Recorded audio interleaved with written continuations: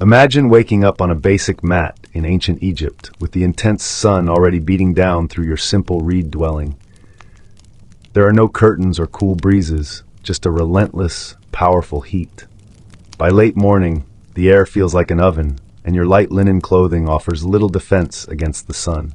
Forget modern sun protection.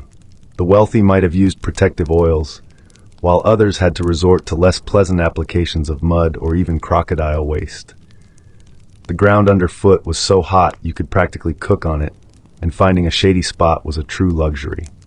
You'd be constantly hot, and complaining wasn't an option, as the sun god Ra's power was believed to be present in the scorching temperatures. The Nile, though seen as sacred and life-sustaining, would greet you with a stench resembling a neglected fish market after a swampy encounter.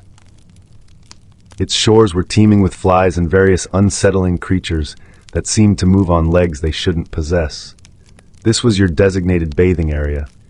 There was no soap, only sand for scrubbing nature's rough exfoliant, not particularly effective. Clothes were cleaned by pounding them against rocks, all while maintaining a constant watch for crocodiles. Raw sewage from upstream was a given. The river was shared by people, their animals, and even boats carrying the deceased. Despite all this, it was considered clean enough. You'd fill heavy water jars and carry them on your head back to your mud brick home before the clay itself became baked solid. The Nile was both a vital miracle and a health risk, yet it was all you had for survival. Breakfast was purely for practical purposes. You wouldn't find elaborate spreads, just dense, rough bread, often gritty with sand from the grinding process. Your drink was thick, murky, lukewarm beer, more like a thick gruel than a refreshing beverage, but it was calorie-rich and safer than the parasite-infested Nile water. Flies would be your constant dining companions, buzzing around as if invited to a feast. If you were fortunate, an onion or a few dried dates might accompany your meal. Meat protein was a rare luxury. The focus wasn't on taste, but on mere existence, providing just enough energy for the demanding day ahead. Work started early, a harsh commitment to staying alive. Unless you held a position as a scribe, priest, or royalty, your days involved hard physical labor and constant dust. Farmers would be knee-deep in the Nile's mud by sunrise, pulling weeds or planting under the watchful, often shouting eyes of an overseer. Laborers transported massive stones for temples under the intense sun, walking barefoot on rough gravel ramps. A misstep meant a broken ankle, met with indifference from the foreman. Working on tombs involved chiseling out burial spaces for those who would experience a longer rest than you ever would, with the severe risk of being sealed inside or cursed if you messed up a pharaoh's final resting place. Women were not exempt. Domestic duties were physically draining, grinding grain, hauling water, cooking, looking after children, and often contributing to field work. Your body was in constant motion. Slowing down meant falling behind and potentially losing your share of grain. The sun was your supervisor. When it set, you'd crawl back to your home, exhausted, covered in dust, and probably dreaming of softer footwear and a less demanding sun god. Labor was ceaseless, a full-body commitment until your strength gave out or you were no longer deemed worth feeding. Complaining was considered an act of betrayal. Your ruler, the pharaoh, was believed to be a living god, the human representation of Horus, tasked with upholding cosmic order. Questioning his authority was sacrilege, and speaking negatively about him could lead to severe punishment. His image was ubiquitous. On statues, temple walls, and currency, his name was chanted, and his portrayal was always grander than life. You would never encounter him directly. He lived in a secluded, opulent palace. If you worked on a royal project, you were expected to do so with divine joy, as feigning honor was safer than the alternative. Disobedience was swiftly put down. You were simply fortunate to toil in his name. Sand was an ever-present part of your life. It was in your clothes, your bed, and your food. A strong gust of wind could tum your face into an unwilling exfoliation experiment. Your linen clothing offered no protection against it. It would seep in, cling to your skin, and settle into every fold. Every piece of bread contained sand, and the grit from grinding stones would wear down your teeth by your 20s. Your mud brick home, with its gaps and window openings lacking glass, offered no relief. Floors were coated, cooking pots contained it, and your bed was essentially a sandbox. Most Egyptians walked barefoot, turning their feet into toughened, battered leather. Sandstorms would arrive suddenly, feeling like blinding slaps from the gods, reducing visibility to zero and filling your eyes and lungs with grit. Sand was like an unwelcome housemate who never departed, the unexpected ingredient in every meal, and a silent adversary to your eyes, lungs, and dignity. Religion infused every part of existence. Gods were everywhere, each with distinct domains and preferences. Ra steered the sun, Thoth oversaw wisdom, Sobek protected the Nile, and Bastet managed public relations. Your daily routine revolved around pleasing them, thanking Ra, presenting food offerings before meals, and praying that Set wouldn't throw your household into chaos. The afterlife was taken very seriously. You would undergo a judgment process where your heart was weighed against a feather representing truth. If your heart was heavier due to misdeeds, you would be devoured by a meat, a terrifying hybrid creature, losing your chance at eternal existence. This intricate belief system, however, offered solace, providing the possibility of a peaceful eternity in the field of reeds if you lived in accordance with Ma'at, the principle of truth and cosmic balance. Faith wasn't optional. It was both your life's duty and your journey's map for the next life. Healthcare involved a mix of mystical incantations, herbal remedies, and optimistic hope. Physicians were quite advanced for their era, possessing surgical instruments and medical scrolls, but their science always had a spiritual dimension. A plaster made of honey, aged bread, and ground herbs, honey and mold being natural antimicrobials, would be applied with a protective spell, just in case stomach pains were caused by a vengeful ghost. Headaches might be treated with mashed onions and chants to Thoth, and eye infections with lizard blood, red ochre, and beer, along with a prayer to Horus. Surgery was performed without any form of pain relief. Dental care was poor. Teeth were ground down, and infections might mean enduring the pain, succumbing to it, or a painful extraction with rudimentary pliers. Amulets were considered essential, especially if the problem was thought to be an unseen snake spirit. Egyptian medicine had its moments of insight, but primarily your recovery depended on your belief in the divine. Ancient Egyptian women had more rights than many women in later civilizations. They could own property, manage businesses, initiate divorce proceedings, and bring men to court. However, their daily lives were still incredibly demanding. Waking before dawn, they manually ground grain, fetched water, cooked, cared for children, maintained the household, and often assisted in the fields. Childbirth was perilous, with no pain relief or sterile conditions, relying instead on midwives, incense, and prayers. Their attire consisted of simple linen dresses, but they typically wore no undergarments or shoes, leaving them exposed to the sun, sand, and insects. Cosmetics often contained lead and were applied with questionable tools. While affluent women might learn to read and write, or even become priestesses, and royal figures like Hatshepsut or Cleopatra could rule, for the common woman, legal standing did not lessen the physical burden of ceaseless work, perspiration, and prayer. They possessed agency, could speak in legal settings, and kept their inheritances, which was a significant advantage over many other ancient societies. But true comfort was reserved for goddesses, not for a woman with her hands deep in dough. After an exhausting day, relaxation was a far-off concept. Dying wasn't an end, but the beginning of a complex bureaucratic journey through the afterlife. Your spirit would face a tribunal of 42 deities in the Hall of Ma'at, where you'd declare your innocence before your heart was weighed against the feather of Ma'at. A heavier heart signified a life of wickedness, and your soul would be consumed by Amit, leading to eternal non-existence. Even a false admission or a forgotten line during judgment could result in spiritual annihilation. If you passed, you would enter the field of reeds, a serene, perfect version of Egypt. This intense focus on the afterlife compelled Egyptians to meticulously prepare tombs, grave goods, and magical texts like the Book of the Dead, which served as a spiritual guide for navigating the underworld. You would likely die young, but if you lived right and prayed correctly, you might enjoy an eternity of luxury. Even after death, you weren't truly safe. Tombs, filled with valuable items for the afterlife, were prime targets for robbers. Pharaohs attempted to deter them with hidden burial sites, secret passages, and terrifying curses, but these efforts often failed. Grave robbers, sometimes local inhabitants or corrupt workers, faced severe penalties if apprehended, but the immense worth of the treasures, especially gold and rare incense, often made the risk seem worthwhile. Even the graves of ordinary people were disturbed, not just for valuables, but sometimes for food, tools, or linen during periods of famine or political instability.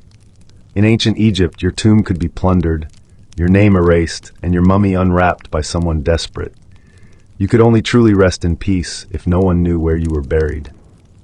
Hieroglyphs, the impressive carvings found on temples and tombs, are visually striking but incredibly intricate. More than mere decorative art, they formed a complete writing system with over 700 characters, representing words, sounds, and clarifying symbols.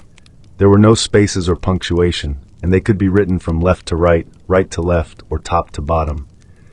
Literacy was uncommon, perhaps limited to about 1% of the population. Becoming a scribe required years of demanding study, memorizing symbols, and copying scrolls, but the rewards were significant. Scribes were respected, well-fed, and exempt from physical labor, subtly wielding power through their control over written records. For ordinary people, hieroglyphs held mystical power. Inscribing a name preserved a soul, while erasing it meant spiritual annihilation. They are like a linguistic Rubik's Cube, beautiful but challenging to master. After exploring the harsh realities of ancient Egypt, the relentless heat, perpetual hunger, omnipresent sand, deep-seated superstitions, and back-breaking toil, the question remains, could you survive even one day? Most likely not. The romanticized image of gleaming tombs and elegant hieroglyphs often obscures the brutal truth. Your typical day would start on a dirt floor, surrounded by flies, knowing you had to work to eat. You'd walk barefoot on scorching sand, carry water, cook over open fires, and live alongside insects, smoke, and animals. You'd constantly worry about illness, divine retribution, and scorpions. There was no modern medicine, no privacy, no indoor plumbing, no pain relievers, and no easy way to escape your social class. Yet the ancient Egyptians weren't necessarily unhappy. They had profound faith in their gods, a sense of purpose, and found beauty in life, enjoying music, dance, food, family, and festivals. They constructed lasting monuments that reflected their clear vision of eternity. But for a modern person, without air conditioning, filtered water, painkillers, comfortable shoes, or a smartphone, you would probably succumb before the second sandstorm. They endured for thousands of years, which is why we still talk about them. In the core of ancient Teotihuacan, the Temple of the Feathered Serpent stands out. Its surface is covered with fierce stone serpents, their fangs exposed, eyes wide, jutting from the facade as if caught in mid-strike. This temple, unlike those that aspire skyward with reverence, feels predatory, giving off an unsettling sensation of being observed. The serpent heads served as warnings, symbols of divine fury.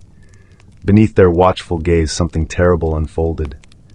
Archaeological digs uncovered over 200 human remains, many decapitated with their hands tied. These were young men, possibly warriors, buried with obsidian blades and adamants made from human teeth or jawbones. They were placed in deliberate, symbolic positions, conveying a message, a sacred exchange sealed with blood. This wasn't a random burial site, but a ritual sacrifice, likely intended to maintain cosmic harmony. The Temple of the Feathered Serpent was a stage for power, where rulers fused religious beliefs, warfare, and fear to control a city of over 100,000 inhabitants. It was a place where a civilization believed the gods required blood and had every right to demand it. Teotihuacan, a city that predates both the Aztecs and Mayans, was of unmatched size in the ancient Americas. Its name, the place where gods were born, is fitting. At its peak around 100 to 250 CE, it was among the world's largest cities, comparable to Rome, Alexandria, and Chang'an. It was meticulously planned, featuring wide avenues, gridded streets, and multi-story residential complexes. At its heart stood three immense pyramids: the Pyramid of the Moon, the Pyramid of the Sun, and the Temple of the Feathered Serpent. What makes Teotihuacan unique is that its builders remain unknown, and what they called themselves is lost to history. There are no written records or names of kings. It appears to have been governed not by a single monarch, but perhaps a council or a priestly rule. Yet its influence was enormous, with evidence found hundreds of miles away in Maya and Zapotec cities. Its power may have originated from combining cosmic ideology with state governance. Temples served as instruments of control, aligning with astronomical events, acting as venues for ritual sacrifice, and reinforcing Teotihuacan's status as the world's center, a sacred engine keeping time, destiny, and blood in balance. The Temple of the Feathered Serpent was at its core.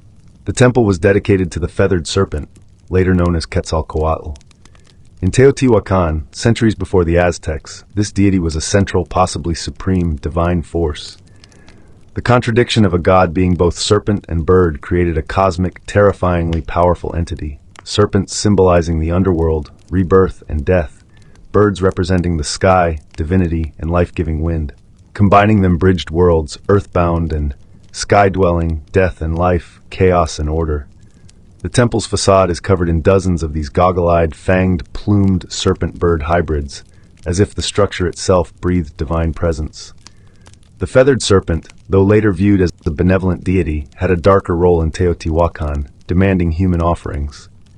Blood was considered the cosmic fuel, an exchange for life, mirroring the god's sacrifice for humanity. The temple was not merely a monument, it was a cosmic engine linking sky, earth, and underworld through ritual. Every stone, every serpent head, every buried victim contributed to this system. Teotihuacan didn't just worship the feathered serpent, they embodied its logic, paradox, power, and blood, with the most unsettling truths concealed beneath the surface. For centuries, the temple remained silent, until archaeologists began uncovering its secrets in the late 1980s and early 2000s. Beneath its foundations were sealed chambers and pits filled with precisely arranged human remains. Over 200 young men, many between 15 and 25 years old, some wearing necklaces made of human jawbones, with their hands tied and a few decapitated. Obsidian knives, tools for ritual slaughter, were found nearby. The bodies were not randomly placed but followed geometric and symbolic patterns, positioned in quadrants reflecting the cosmos. The quantity of bodies also held significance, denoting meaningful death. Offerings surrounded the victims: jaguar bones, snakes, exotic shells, figurines, and unused obsidian blades. These were not punishments but offerings, chosen warriors dying as part of something profound. Building the temple itself may have necessitated human sacrifice, with each stone consecrated by blood. The deeper they excavated, the more evidence of sacrifice they discovered. One chamber contained elaborate tunnels filled with mercury and mica, imitating the underworld or night sky, suggesting the temple was not built upon death, but designed to enclose it, intended to hold the blood for the gods. The Temple of the Feathered Serpent wasn't positioned randomly, it aligned with the universe. Teotihuacan was laid out along precise cosmic axes, with its central avenue of the dead angled at 15 degrees off true north, possibly to align with the Pleiades or the sun on specific ritual dates. The temple is situated directly on this avenue, integrated into a grand celestial plan. Debates suggest alignments with the equinox sunrise or Venus, a sacred planet associated with warfare, sacrifice, and rebirth. Its dimensions show intentional repetitions of the number 7, which is the number of visible planetary bodies. In 2003, a tunnel beneath the temple was found, its walls once adorned with shimmering pyrite and pools of mercury, designed to replicate the cosmos itself. Walking through it would have been a symbolic journey through the Milky Way, to the underworld, or perhaps to rebirth. This temple was a cosmic apparatus, a gateway connecting earth, sky, and the spirit realm. Scholars believe Teotihuacan viewed time as cyclical, not linear, with every ritual and sacrifice being part of an eternal cycle of death leading to renewal, sacrifice fueling rebirth. The temple's alignments may have helped predict celestial movements, coordinate harvests, and most importantly, determine when to offer blood. The Temple of the Feathered Serpent wasn't just observing the stars, it was trying to communicate with them. It was not merely a spiritual guide but a political weapon, intended to overwhelm and instill fear, reminding everyone of Teotihuacan's power. Imagine standing in the shadow of the Temple of the Feathered Serpent 1,800 years ago. You, a visitor from a smaller city-state, arrive at the Avenue of the Dead, immediately awestruck by Teotihuacan's enormous scale. But as you reach the temple, you freeze. The serpent heads glare, fangs bared, jaguar symbols snarl from the stone. The plaza, once a site for massive gatherings, hosted public rituals, possibly even sacrifices. Teotihuacan's rulers understood that fear is power, especially divine wrath.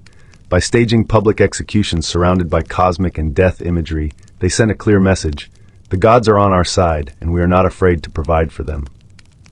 This wasn't chaos. It was a meticulously choreographed performance.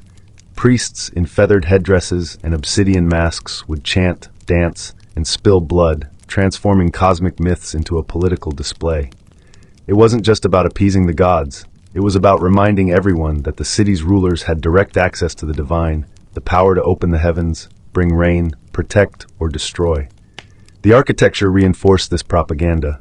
From the temple's upper levels, leaders overlooked the plaza, controlling both the narrative and the physical space. People gazed up at the gods, the rulers, the sacrifices, and understood their place. For outsiders, Teotihuacan conquered not with military might, but with symbols. Dignitaries would return home with stories of awe and terror, speaking of feathered serpents, endless avenues, and blood rituals that colored the sky red. In a world where gods ruled through fear, Teotihuacan positioned itself as their chosen voice, and the Temple of the Feathered Serpent was its loudest proclamation. At its height, Teotihuacan was the vibrant core of Mesoamerica, a city built of fire and stone, gods and blood, seemingly destined to endure forever. But around 550 CE, something shifted. Its decline was gradual at first, then sudden. Signs of stress appeared decades earlier: drought, crop failures, social unrest. The centralized power and religious dominance that sustained the city began to fracture. Then came the fire. Archaeologists found widespread layers of burning across elite compounds, temples, and administrative buildings, including violent destruction at the Temple of the Feathered Serpent. Interestingly, lower-class residential areas were largely unaffected, suggesting an internal uprising rather than an external invasion. The people who once watched sacrifices in awe may have risen against their priest kings. The temple, once a symbol of divine authority, was ransacked, its sculptures defaced, fires set, and sacred spaces desecrated. Then came silence. Teotihuacan wasn't abandoned overnight, but it lost its essence.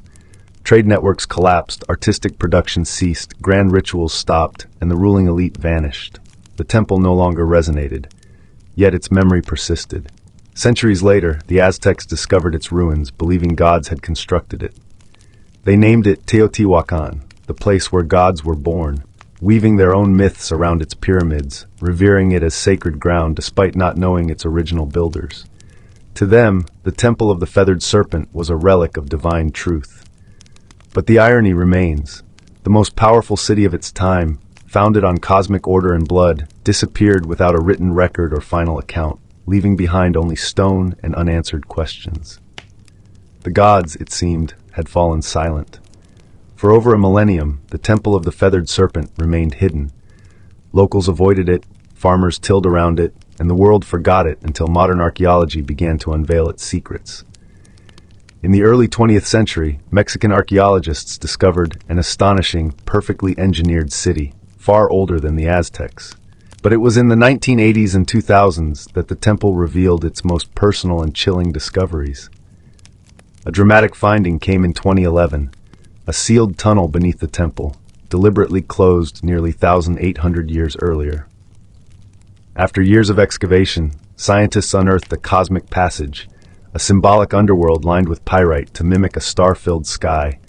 Pools of liquid mercury, and thousands of antual objects, jade statues, rubber balls, obsidian blades, carved wooden masks. It felt less like a tomb and more like a profound message. Experts believe the tunnel was used in initiation rites or symbolized the world's creation, a mythological womb where deities were born and divine order was established. The mercury, once considered merely poisonous, may have represented water or the fluid boundary between worlds. Amidst these shimmering fragments, the Feathered Serpent endured not just as a myth, but as a tangible presence in murals, carvings, and the temple's very geometry. The serpent coiled inward, deep into the city's foundational structure, waiting to be brought to light. With each excavation, we move closer to its message, etched in stone, sacrifice, and shadow. Modern science employs X-rays, drones, and ground-penetrating radar, yet the temple continues to guard its secrets. Today, the Temple of the Feathered Serpent stands as a haunting testament to a civilization that combined power, the cosmos, and death into an unbreakable system. Tourists take pictures, children run past stone serpent heads, but the ground beneath is steeped in untold stories and over 200 known human sacrifices. Its impact is felt architecturally, psychologically, spiritually, and culturally. The feathered serpent, this paradoxical deity of sky and earth, continued to evolve, adopted by the Toltecs, then reinterpreted by the Aztecs as Quetzalcoatl, where his myth softened to that of a bringer of knowledge, the god who grieved for humanity, the one who promised to return. This reinterpretation demonstrates how myths transform, never truly fading away. Even in contemporary Mexico, echoes of the feathered serpent persist in art, literature, and national identity. Its image on currency, stamps, and government buildings symbolizes mystery, pre-Columbian brilliance, and the wild spiritual realm of Mesoamerica. But there is another legacy, less obvious, more unsettling. The Temple of the Feathered Serpent compels us to confront the true cost of belief. It raises difficult questions. How far will humans go to feel connected to the divine? What happens when power and religion become indistinguishable? Can beauty and terror coexist? In many respects, the temple isn't just a historical site. It's a mirror, reflecting our fascination with life after death, our desire for meaning, our capacity for astonishing beauty, and for staining it with blood. The temple teaches that greatness has its darker sides, that civilizations can achieve impossible heights while concealing secrets beneath their foundations. Perhaps that's why we keep returning, not just to visit, but to comprehend. The serpent is still observing, not to strike, but to remind us of who we once were and what we could still become. Before Manhattan transformed into a towering expanse of glass and steel, it was an island characterized by shadows not from skyscrapers, but from church steeples and sloped rooftops. In the early 1800s, the concept of a skyline barely existed. The city clung to the southern tip of the island, a dense cluster of brick townhouses, timber-framed shops, and unpaved roads. Buildings rarely exceeded 5 or 6 stories. This wasn't due to a lack of ambition, but because gravity was the ultimate constraint. The taller a building, the more weight it bore, and with stone and brick, achieving height came at a significant cost. The walls had to be progressively thicker at the base to support the upper levels, reducing interior space and requiring massive foundations. Building high meant building heavy, and heavy construction wasn't financially practical. Consequently, the city expanded horizontally, spreading northward along a grid planned in 1811, one of the most ambitious urban designs of its era. However, beneath that grid, beneath layers of cobblestone and soil, Manhattan possessed a hidden asset: bedrock. Deep, dense, and unyielding. The granite spine running beneath the island would eventually support some of the tallest structures in human history. But for then, it lay silent, untouched, waiting. Life in early Manhattan was bustling but firmly grounded. Commerce thrived in the harbor, ships lined the docks, and horses clattered through narrow streets. The economy grew, immigration surged, and the island vibrated with energy, but the city still stayed close to the ground. The sky remained untouched. The only true vertical statements were churches, with Trinity Church being the most prominent. Its spire, completed in 1846, rose over 280 feet, and for a period, it was New York's tallest structure. Yet, even that was more symbolic than a feature of a skyline. What no one realized then was that the skyline's future wouldn't be shaped by stone or wood, but by iron, steel, and vision. And it wouldn't be confined by the ground. It would ascend far above it. Manhattan was not yet a city of towers, but the stage was being prepared. The island was ready, the aspiration was forming, and soon the skyline would begin its ascent. For centuries, gravity was Manhattan's dominant architect. It kept buildings low, cities flat, and human aspirations bound to the earth. But in the mid-19th century, two significant breakthroughs would dramatically open up the skyline. One lifted people, the other allowed buildings to rise higher. The first occurred in 1852, when Elisha Otis, an inventor, introduced his revolutionary safety elevator. In a dramatic public demonstration at the New York Crystal Palace, Otis stood on a platform suspended high above a crowd. He then instructed the rope to be cut. The onlookers gasped, but the platform did not fall. a concealed mechanism, secured the lift in place. With that single astonishing moment, Otis fundamentally altered the possibilities of height. Until then, the top floors of buildings were the least desirable and cheapest, as no one wanted to climb countless stairs. But once elevators became safe and practical, those upper levels transformed into prime real estate, offering light, fresh air, and prestige. The concept of a vertical city suddenly made economic sense. However, the ability to move people upward wasn't sufficient. Buildings still relied on load-bearing walls, which became thicker and more cumbersome the higher they went. That's where the second innovation arrived, the steel skeleton. In the 1880s and 1890s, engineers began utilizing steel frames to bear the weight of buildings, enabling exterior walls to become thin coverings rather than heavy structural supports. This method, known as steel frame construction, granted architects unprecedented freedom: build as high as the frame could withstand. Suddenly, height was no longer a risk, it was a strategic advantage. The technology was available, the materials were present. And Manhattan, with its solid bedrock and booming economy, was the ideal canvas. The island's confined geography encouraged vertical development, and its status as a financial hub meant that every entity, from banks to newspapers, desired their name to be visible in the clouds. The elevator made the sky accessible. The steel skeleton made the sky buildable. Together, they didn't just change architecture, they redefined what a city could become. Now the race would begin, not horizontally, but upward. By the late 19th century, New York City was no longer content to simply spread out. It yearned to reach for the sky. The land was fully utilized, the streets were congested, and the only direction left to build was up. With steel frame construction and the elevator now firmly established, Manhattan became a testing ground and its skyline a battleground for ambition. The initial challenges emerged in the 1890s. In 1890, the New York World Building, housing Joseph Pulitzer's newspaper empire, rose 20 stories above Park Row, briefly becoming the world's tallest office building. Not to be outdone, the Park Row building claimed the title next in 1899, standing at 391 feet. Each new tower was a declaration, not just of wealth, but of forward-thinking vision. To build higher was to proclaim, "We represent the future." Soon, the skyline began to sprout with towering steel structures.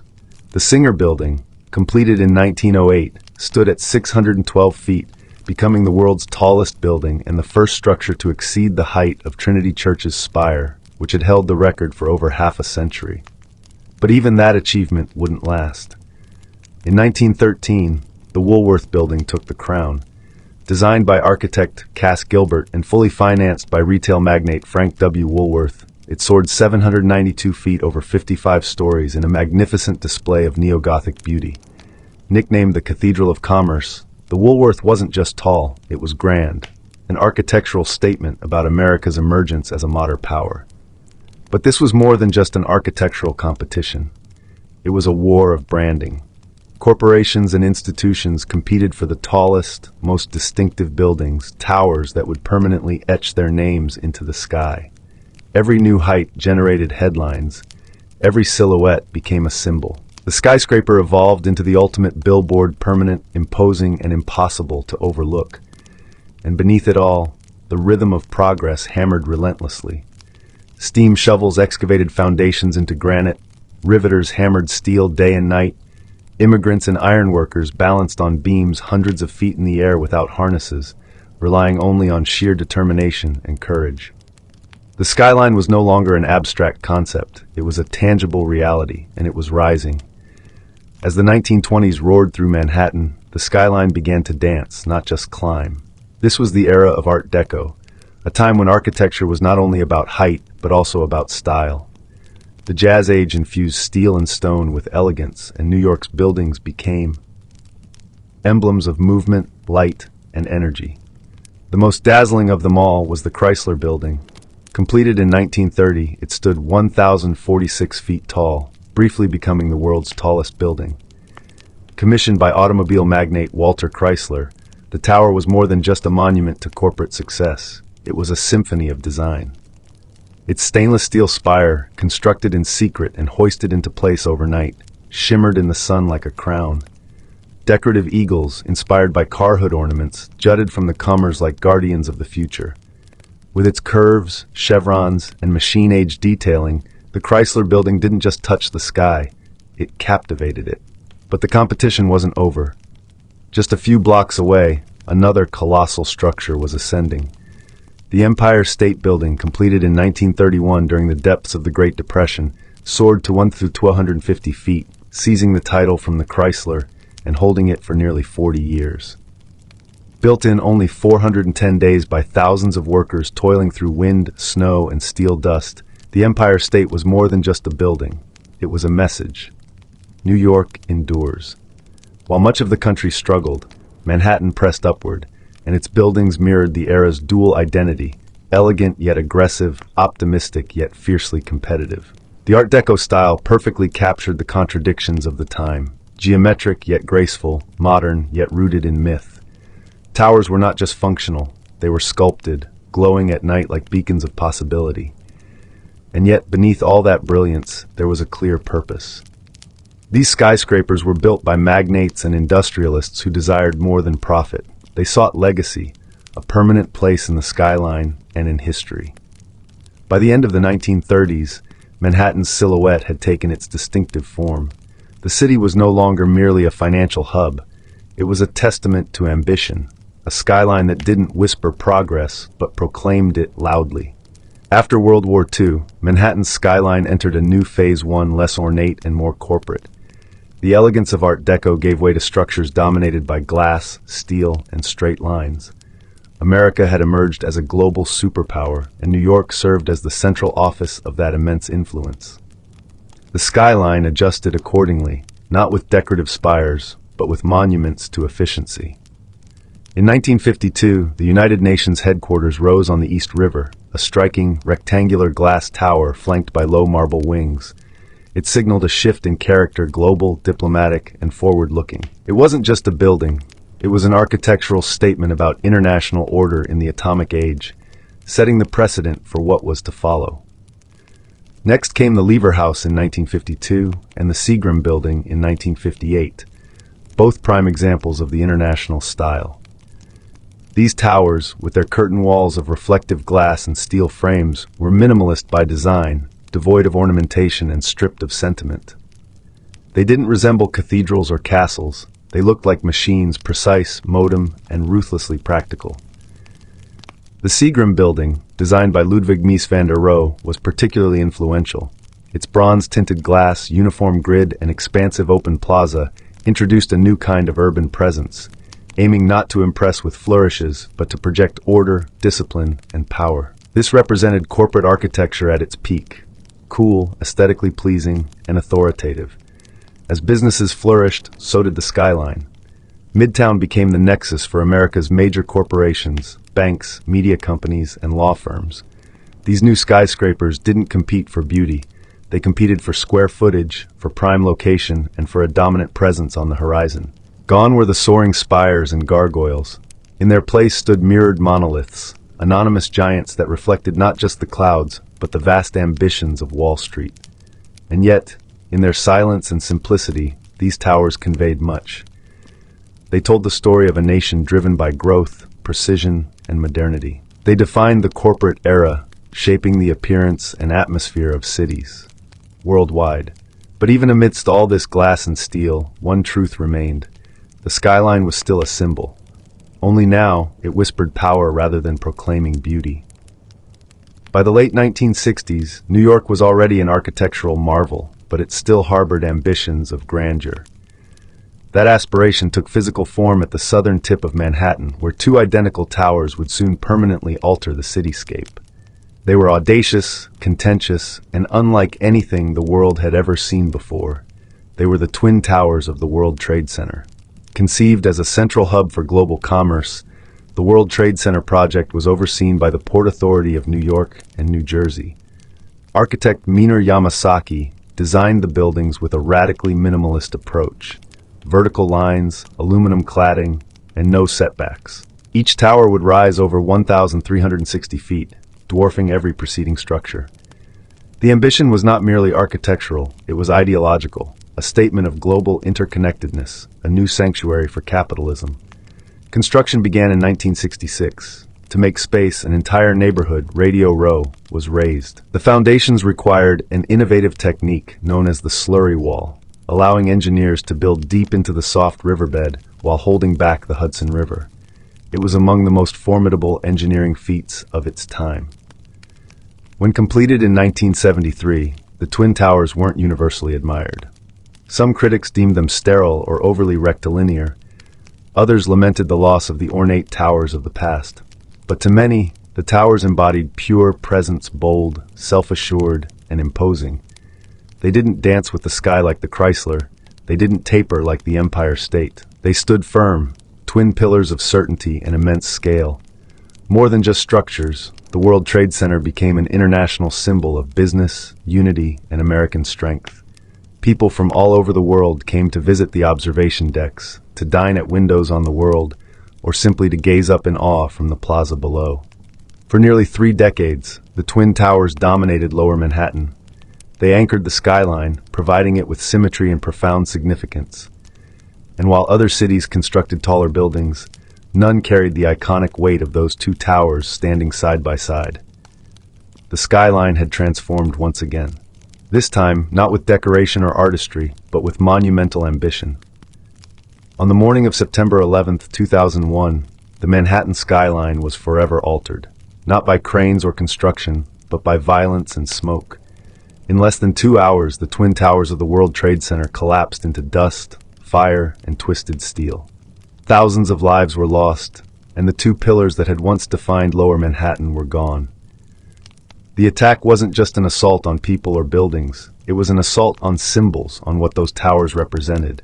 Commerce, modernity, freedom, ambition.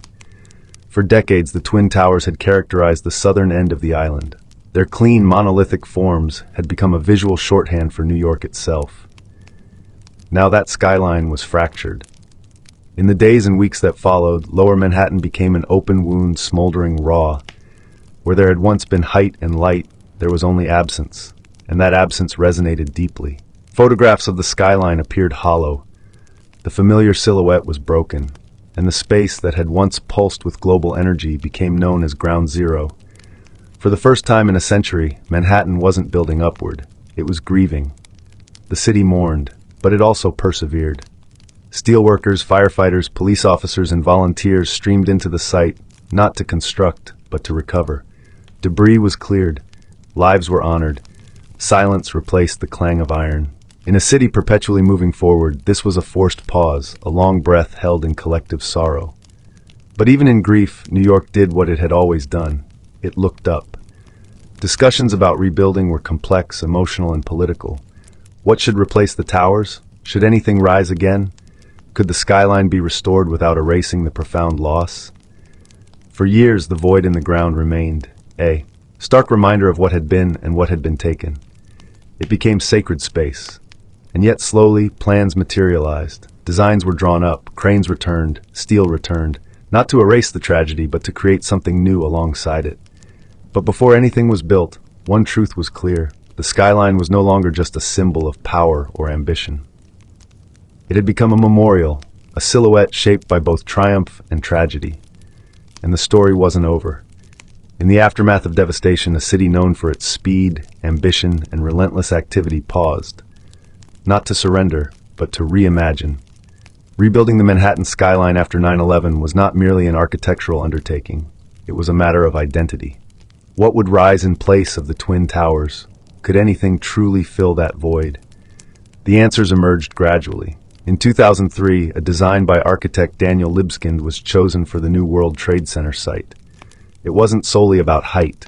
It was about healing, remembrance, and rebirth. The plan would integrate commercial spaces with public memorials, parks, transportation hubs, and abundant light. It wasn't intended to replicate what had been lost. It was a declaration of what could be. At the core of this vision stood a new tower, One World Trade Center.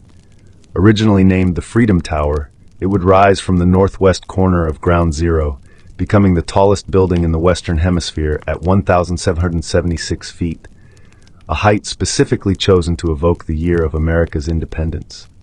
But this wasn't just about patriotism. It was about defiance, about reaching upward again despite profound loss. Construction began in 2006, and in 2014, One World Trade Center opened its doors. Clad in shimmering glass and resembling a crystal obelisk, it didn't attempt to imitate the past. Instead, it offered something fresh, reflection, both literal and symbolic. The building changes with the sky, glowing, darkening, disappearing, depending on the ambient light. It possesses presence without arrogance. Beside it, the 9/11 Memorial opened in 2011, two deep voids where the original towers once stood, each featuring a continuous waterfall and the names of the fallen etched into bronze. It's not just part of the skyline, it's part of the city's very soul.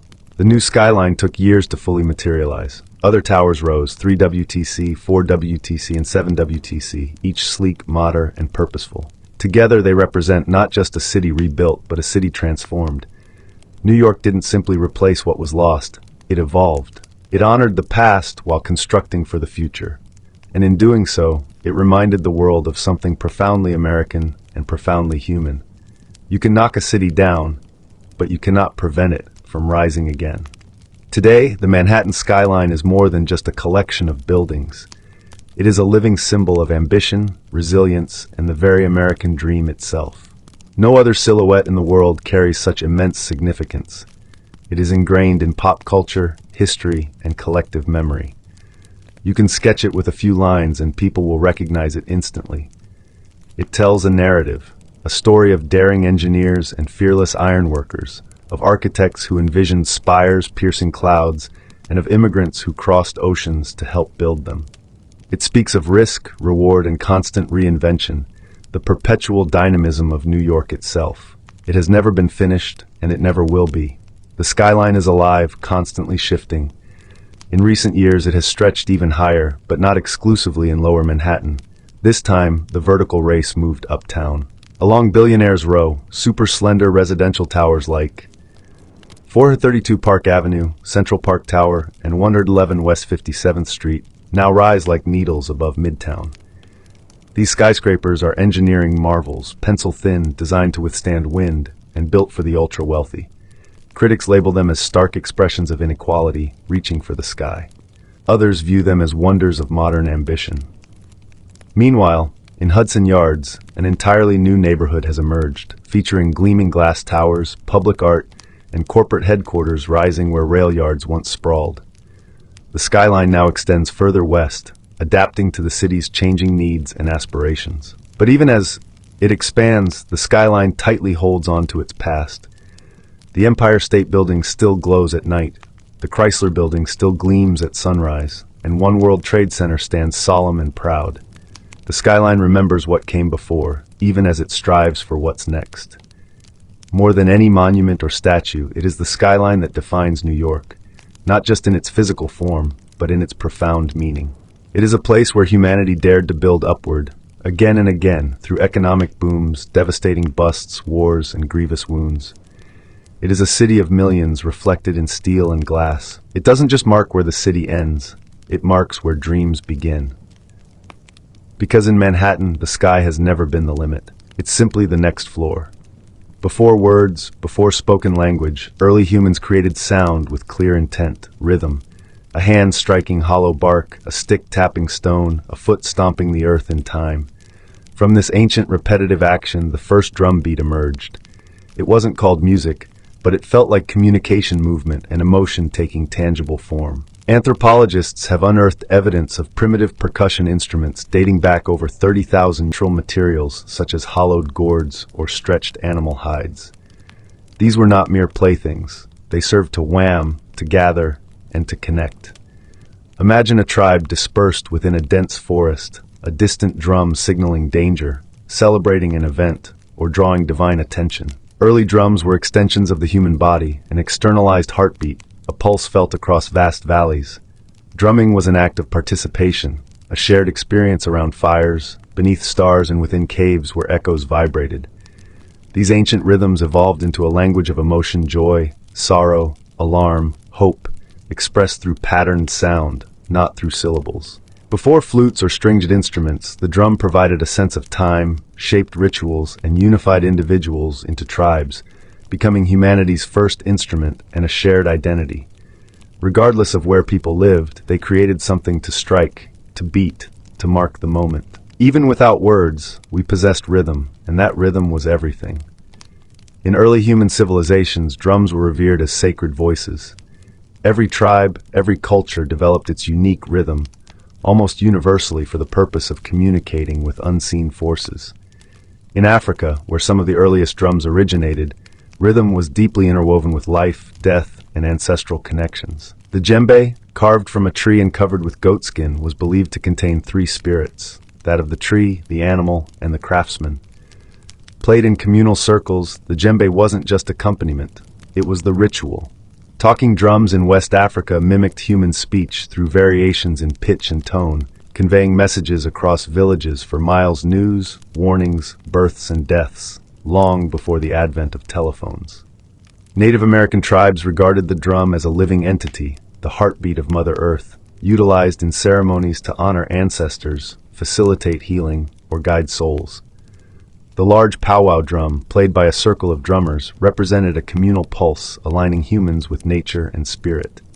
In Australia, Aboriginal peoples used clapsticks and percussive stomps in their sacred Dreamtime ceremonies. Inuit shamans in the Arctic struck frame drums to enter trance states, seeking visions or communicating with spirits during the long, dark winters. These were acts of survival, healing, storytelling, and profound connection. To drum was to remember, to belong, and it was always a shared communal experience, synchronizing hearts and intentions without written music or a stage. If you heard a drum, you knew something sacred was unfolding, something beyond the capacity of words to express. From sacred gatherings to brutal battlefields, the drum has always communicated, sometimes with comfort, sometimes with command. As societies developed into kingdoms and empires, drums became instruments of domination, order, and fear. Early, armies lacked radios or loudspeakers. They relied on drums. In ancient China, massive bow drums coordinated troops across vast terrains, a single boom signaling a charge, retreat, or flanking maneuver. Each rhythm held specific strategic meaning, understood even amidst the chaos of battle. In Mesopotamia, temple drums announced rulers and summoned the public, but in conflict, their deep, relentless thunder terrified enemies, serving as psychological warfare. Roman armies employed the tympanum, a frame drum, in processions and cults, symbolizing imperial power, discipline, and order. But no army wielded drums quite like the Ottomans. Their meter bands, the world's first known military orchestras, unleashed overwhelming barrages of drums, cymbals, and horns before battles. The relentless pounding of kos, giant kettle drums, and davul, double-headed bass drums, struck terror into the hearts of their adversaries. European accounts describe soldiers paralyzed by the sound even before seeing the Ottomans. Drums also enforced power away from the battlefield. In royal courts across Asia, Africa, and Europe, drum ensembles announced arrivals, marked coronations, and underscored political rituals. To beat a drum was to declare, "Power is present." Even enslaved people in the Americas utilized drums as a form of resistance, rhythmic communication, keeping culture alive, and orchestrating clandestine rebellions. The drum, even under oppression, refused to be silenced. Whether signaling divine right, military discipline, or sheer terror, the drum always conveyed a message.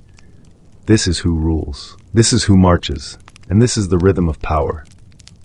As civilizations expanded, so did their rhythms, evolving in form, purpose, and underlying philosophy.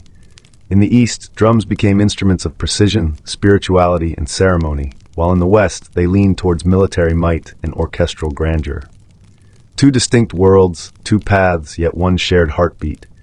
In India, the drum became a sacred instrument of divine expression.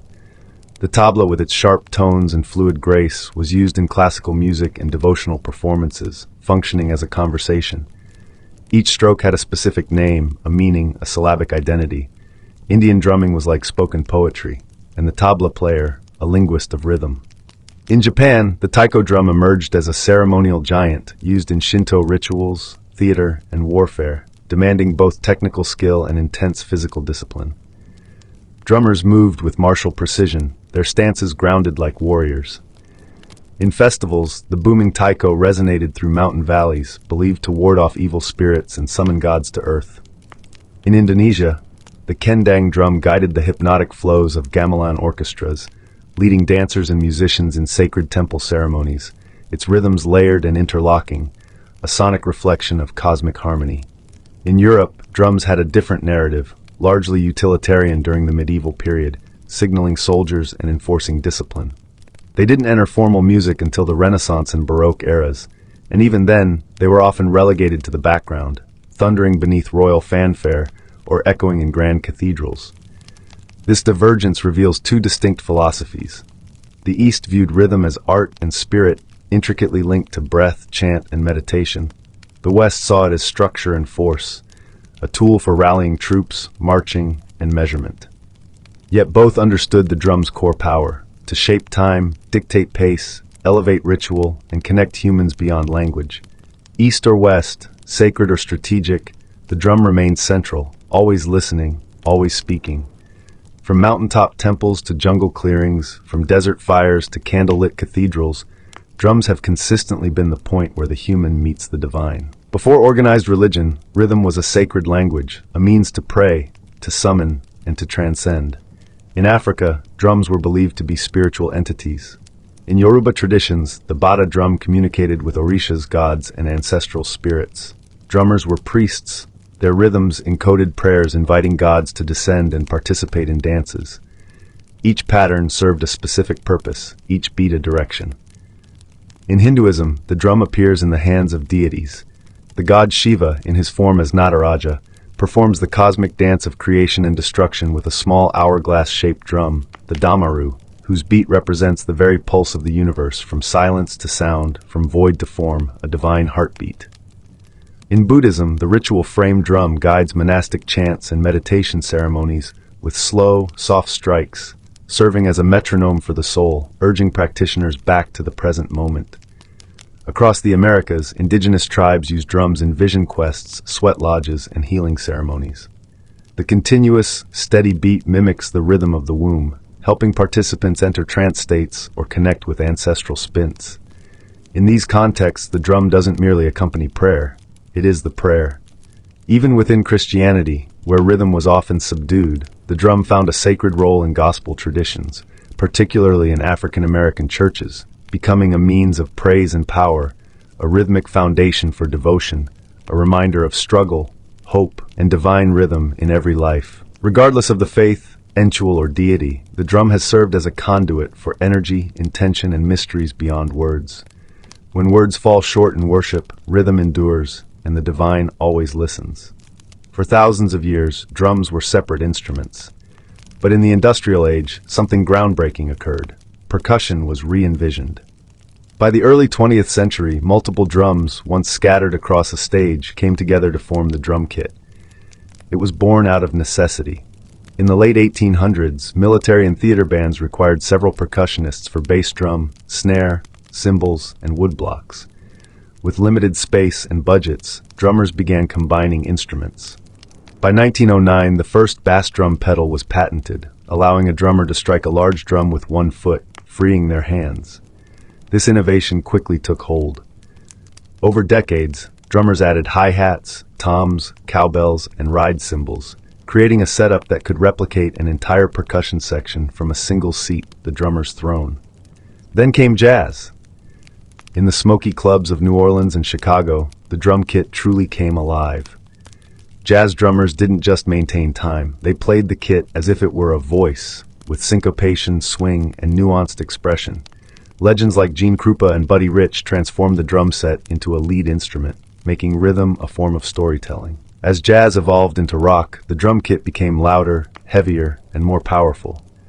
The 1960s and 70s saw kits expand with multiple toms, splash cymbals, and double bass pedals. Drummers like John Bonham, Neil Peart, and Keith Moon pushed the boundaries of stamina and creativity. The drummer became the very engine of the band. Today, the drum kit is a global staple, found in gospel churches to EDM stages, punk garages to international tours. Even with the rise of digital kits and drum machines, the physical nature of a live drum kit, the sticks, the skins, the sweat, remains irreplaceable. It is a symbol of modern rhythm, a fusion of centuries where tradition meets innovation, and one drummer can speak with myriad voices simultaneously. The world resonates in thousands of dialects, and so do its drums. From continent to continent, culture to culture, the drum has taken countless forms, each carrying a distinct identity, sound, and purpose. These are not merely musical instruments, they are cultural signatures crafted from local materials, shaped by local hands, and steeped in everyday rhythms. In West Africa, the djembe remains a vibrant heartbeat of community gatherings, speaking in sharp slaps and deep bass tones for storytelling and spontaneous conversation. The dundun provides the foundational pulse, a rhythmic anchor for dance. In Africa, a drum ensemble is not just music, it's a dialogue between spirits, ancestors, and the living. In the Middle East, the darbuka, a goblet-shaped drum made of clay or metal, delivers crisp, rapid rhythms essential for belly dancing and classical Arabic music. Its voice sharp and articulate, demanding precision from its player and movement from its listeners. Across the Caribbean and Latin America, drums narrate a different story, one born from resilience and cultural blending. The conga, bongo, and timbales reflect the fusion of African, indigenous, and Spanish influences. In Cuba, the sacred bata drums are used in Santeria rituals, each drum speaking a divine language tied to the orishas. In Brazil, the thundering sound of the surdo and cuica drives samba parades through the streets, imbuing joy into protest, prayer, and carnival. In India, the mridangam and tabla dominate South and North Indian classical music, respectively. These drums are so precise that they are tuned to specific pitches, blurring the line between rhythm and melody. Every finger movement holds significance. Every stroke carries centuries of tradition. Then there's the frame drum, one of the oldest instruments in human history, appearing in everything from the Persian daf to the Irish bodhran, from shamanic tools to folk ensembles. Played with fingertips, mallets, or brushes, it proves that even simplicity can be sacred. What unites them all? Purpose. Whether guiding dance, healing, or tool or revolution, each drum embodies the soul of its people. Their rhythms carry geography, history, and identity. The global drum family is not just diverse, it is universal. Because no matter where you go, the earth still echoes with rhythm. As the 20th century drew to a close, the sound of drums began to change, not in rhythm, but in texture. The physical gave way to the programmable. The sweaty palms, the wooden sticks, the calloused fingertips, all began to share space with circuits, pads, and software. The age of digital drums had arrived. It began in the 1970s with primitive drum machines. Early devices like the Rhythmicon and Roland CR78 used analog circuits to simulate basic beats. At first they sounded robotic, even awkward, but musicians recognized something else: consistency, control, and endless possibility. Then came a revolution. In 1980, Roland released the TR-808, a drum machine so iconic that its deep booming kick and crisp snare would go on to define entire genres.